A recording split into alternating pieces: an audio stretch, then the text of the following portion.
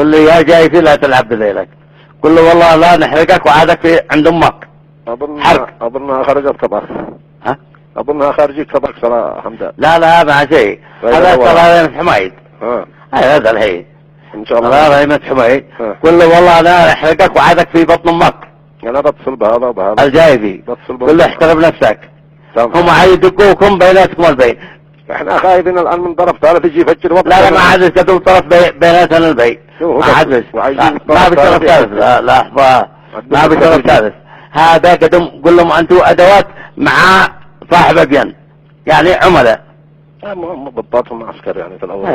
قل له طيب وقفوا احترموا انفسكم. نوقف الامر للصباح لما نشوف كيف الخبر يعني. ايوه طيب قل له طيب تخلع ابوك انك تتحرك صلاتين سميت. الان الجايفي وهذا اسمه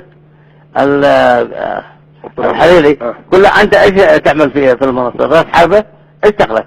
تمام حاضر. هو والله انه بدي كلام طيب يعني بالنسبه ايش بيفعل؟ انه بيفعل تهدئه اكثر من اثاره. طيب من عمل ايش دخله انه يجي المنصه؟ ايش يا مان؟ حاضر انا بشوفهم كلهم هذا الاطراف ويكون خير ان شاء الله. مع السلامه.